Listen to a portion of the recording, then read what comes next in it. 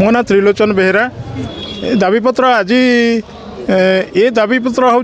दीर्घ 5-6 मास तलर आमर परिकल्पना सी सरकार देइथिबा प्रतिश्रुति दे समस्त भत्ताधारी को 3000 टंका प्रदान करा इलेक्शन पर त्वरित पदक्षेप नियाजिबो तेणु अद्यावधि 5-6 मास हो गला सरकार से प्रति कर्णपात ना तेणु सारा ओडिशा रे आमर यही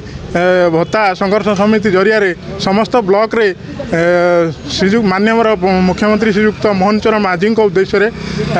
वीडियो माध्यम दि जाऊँगी आमर दाबीपत्र जे त्वरित पदक्षेप नियंतु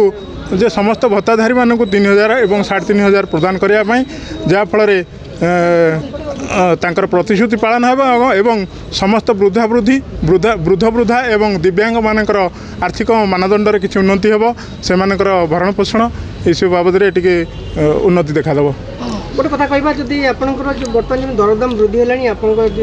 जी पाँच से कौन आप माने भरण पोषण ठीक से हो पानी ना केमती हम आजिकल जो एवं जो दरदाम वृद्धि है निर्वाचन पर आलू पियाज डाली राशन ये सब जिनस जो प्रकार दर दाम वृद्धि होती से कौन दिव्यांग बा वृद्धा चलवा असंभव 1000-1200 टकर तेणु जेहेतु सरकार तांकर प्रतिश्रुति देते जे 3000-3500 प्रदान करी भत्ता सेटा कले किछि परिमाण रे